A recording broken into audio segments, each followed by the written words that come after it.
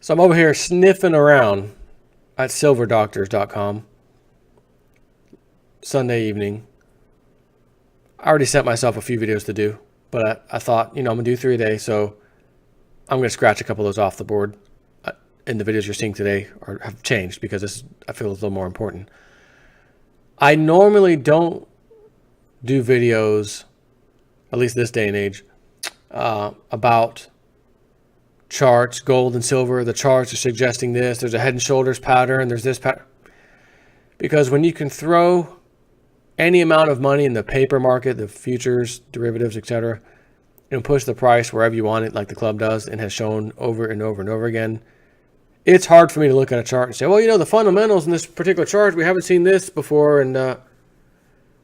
But considering everything else happening right now, and an expected rise in gold and silver this year by quite a few of us, maybe Mr. Adam Hamilton Zeal may be correct in what he sees. This is posted for Silver Doctors. He says gold has powered higher in a strong new upleg since the Fed's mid-December rate hike. And you're going to see he makes an interesting case, by the way. You're going to hear that. But the core group of traders who usually fuel early upleg gains have been missing in action in recent months.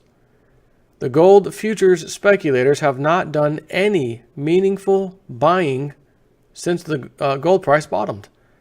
This anomaly is a very bullish omen for gold. Since these traders' buying has yet to start, they need to do lots of catch-up buying. Since the day after the Fed's second rate hike in 10.5 years in mid-December, gold has surged 10% higher at best as of the middle of this past week. Naturally, these strong gains were really amplified by the gold miners' stocks. The leading GDX VanEck Vectors Gold Miners ETF blasted 34.6% higher over that same short span, trouncing the broad market S&P 500's mere 1.4% gain. The gold sector is really shining. But nevertheless, it's been a strange gold upleg distorted by the market's extreme Trump euphoria. Normally, new gold uplegs see a distinct 3-stage buying pattern that fuels their advances. Gold's initial gains off lows are driven by futures speculators buying to cover their shorts.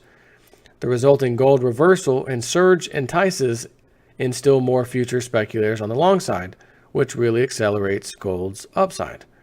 This early gold futures buying is essential, single-handedly pushing gold high enough for long enough to reach critical mass psychologically. That finally attracts investors to return, convincing them gold's new upleg is real and sustainable. They command vastly larger pools of capital than speculators and fuel most of gold upleg gains. Futures speculators jumpstart the gold driving engine of investment buying. This gold upleg buying sequence has proven the standard for so many years now that it's really hard to imagine it playing out any other way.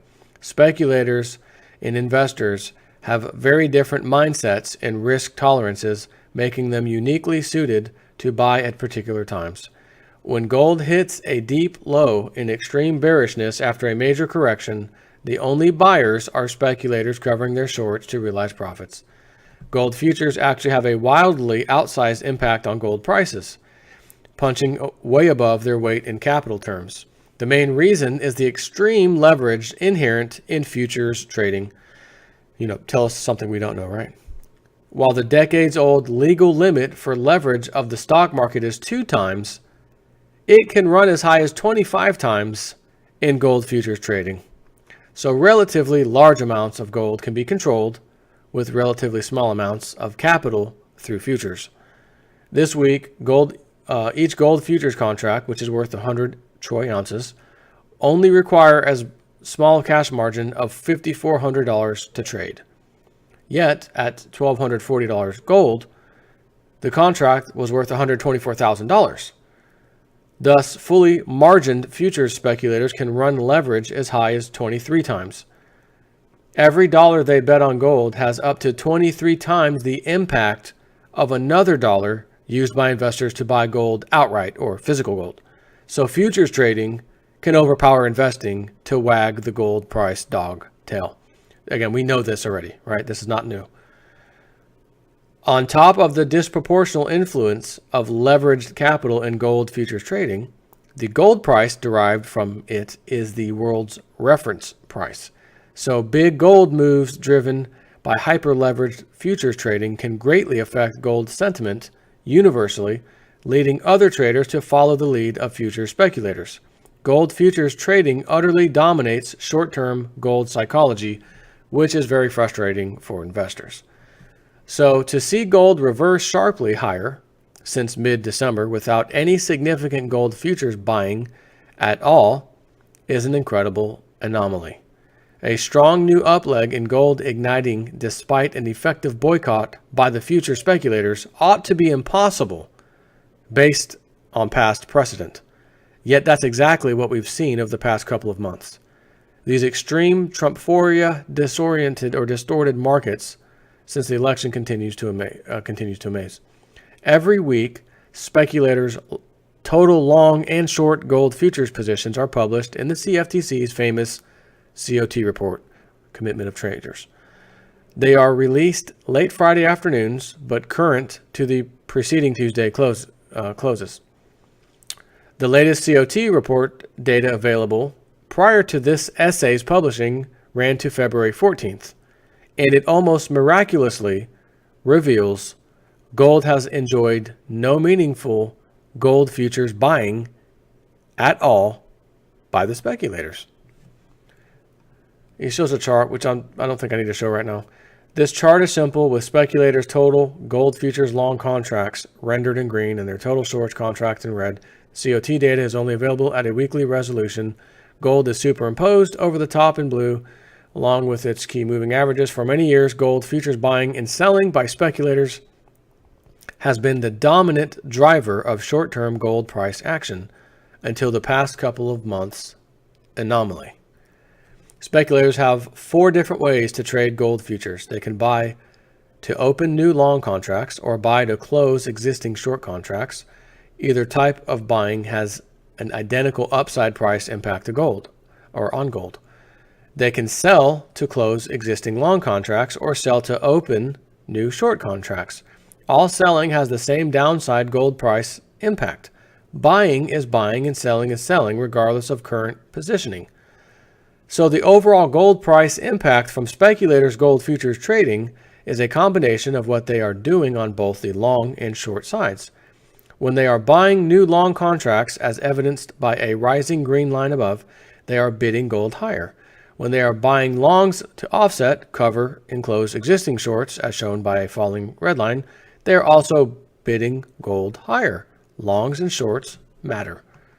All the major gold rallies in the past couple years were driven by some mix of speculators adding gold futures longs and covering shorts. Gold only surged in both bear market rallies before late 2015 and bull market uplegs since when spec longs were rising and or spec shorts were falling. The opposite is also true. Every major gold sell-off resulted from some blend of speculators selling longs and adding new shorts. Throughout most of 2015, gold slumped and plunged to a brutal 6.1-year secular low by mid-December. That terminal 19.3% bear market drop was partially driven by speculators dumping 90.9 thousand gold futures long contracts, keeping in mind each of those is worth 100 ounces, while adding 107,000 short ones. 107K, right? So that made for the equivalent of 615.5 metric tons of gold selling in just 10.6 months, an extreme 58.1 ton per month pace. Talk about a roaring deluge of gold selling. And again, it's just paper moving, not real actual gold. The world's definitive arbiter of gold or global gold supply and demand is the World Gold Council. Once every quarter, it publishes fantastic reports detailing gold's fundamental trends. According to the newest data, Total worldwide gold investment demand in 2015 ran 918.7 tons. That works out to be about 76.6 tons per month. So the gold futures speculators hemorrhaging the equivalent of over 3/4 of that was far too much to absorb.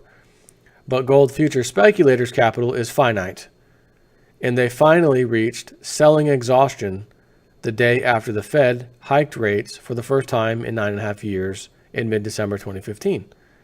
A major new bull market was born, which would catapult gold 29.9% higher over the next half year or so. That was partially driven by speculators adding 249,000 long contracts while buying to cover another 82.8 thousand short ones over just 6.7 months. That was the equivalent of a staggering 1,032.4 tons of gold buying from this one group of traders alone. At a monthly pace, we are talking about a jaw-dropping 154.7 tons of ongoing buying. The World Gold Council recently reported global gold investment demand only averaged about 130 tons per month in all of 2016. So the extreme gold futures buying played a big role in gold's powerful new bull market over the first half of last year. When gold futures speculators are aggressively dumping contracts, the resulting heavy downside price pressure forces gold dramatically lower, as we saw in 2015. But when they later flood back in to buy and reestablish their positions, gold power is far higher, as witnessed in the first half of 2016. These traders' outsized dominance over gold's short-term price action extends back many years. It's certainly nothing new. After digesting a chart like this, it's easy to assume gold futures trading is all that matters for gold's price levels. But that's not the case, as gold actually has two primary drivers. While the future speculators command the short term, American stock investors exert massive long-term influence. Their capital flows into and out of gold via the conduit of that leading GLD gold ETF, our gold's other primary driver. Any gold futures analysis without considering GLD capital flows is myopic and potentially misleading. If you need to get up to speed on the GLD juggernaut's overpowering influence on gold prices, I recently wrote an essay on it. Gold price action and prevailing levels result from the interplay between gold future speculation and stock market gold investment via GLD shares. Gold futures don't operate in a vacuum. Usually, speculators' gold futures trading and investors' GLD share trading run in tandem, as the same gold sentiment motivates both groups of traders.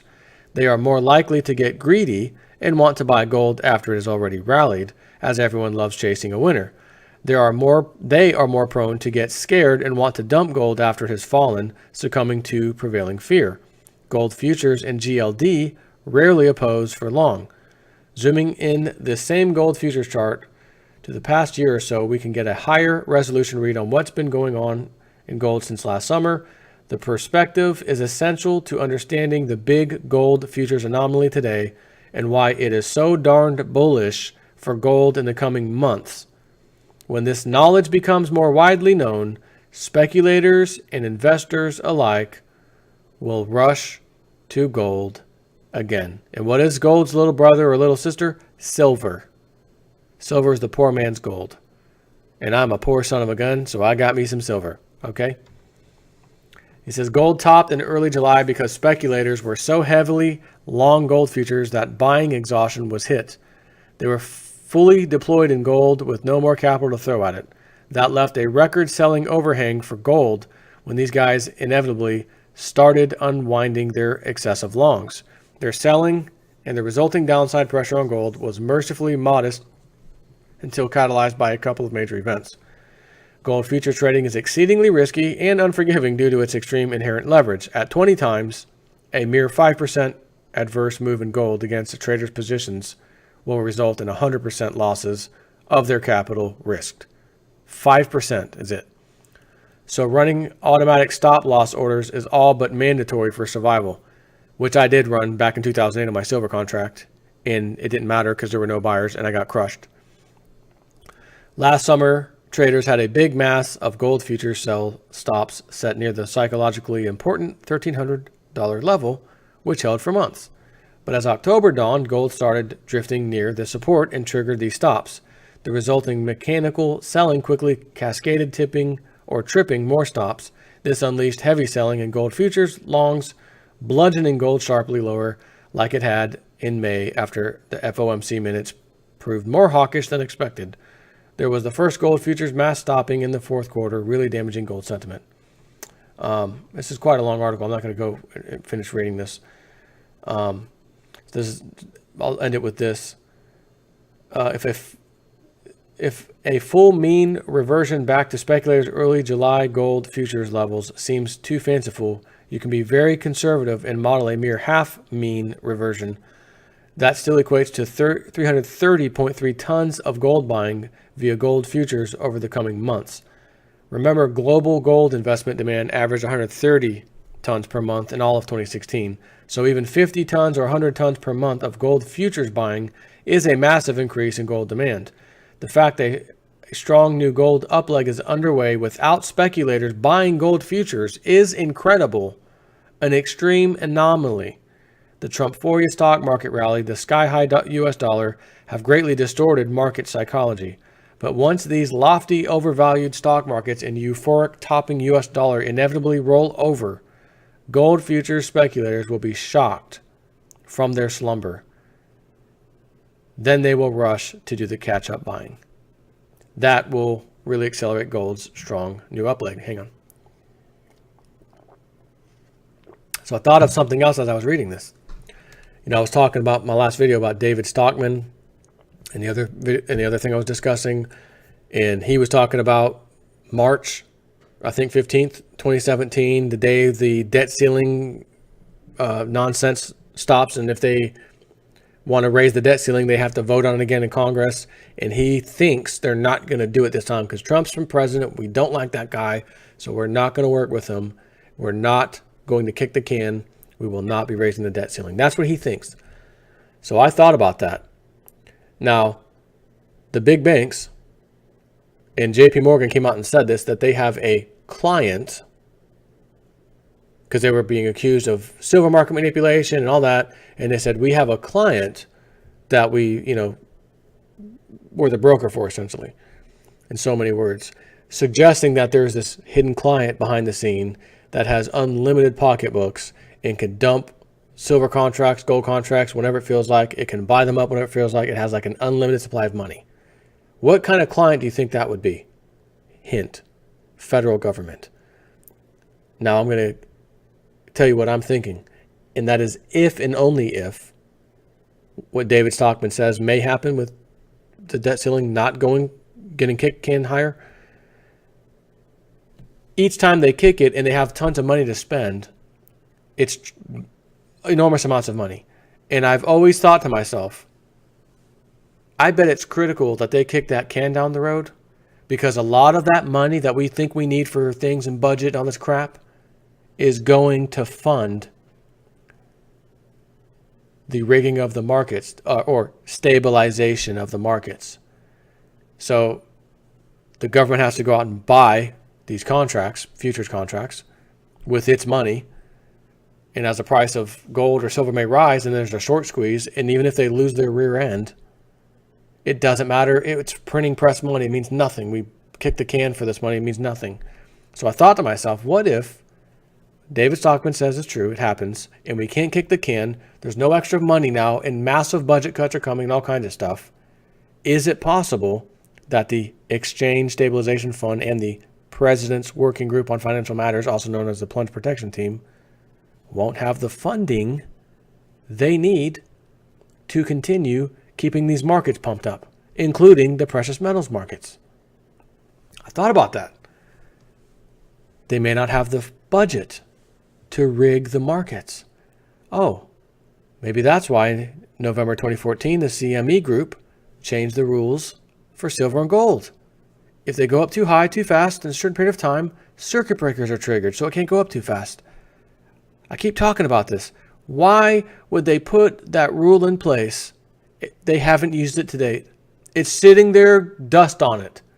Dust like an old ancient book in your grandma's attic. Spider webs, never used. Why is the rule there? Because they know they're going to need it sometime in the future. And I think we're getting close to that time, friends. I really do. Take care.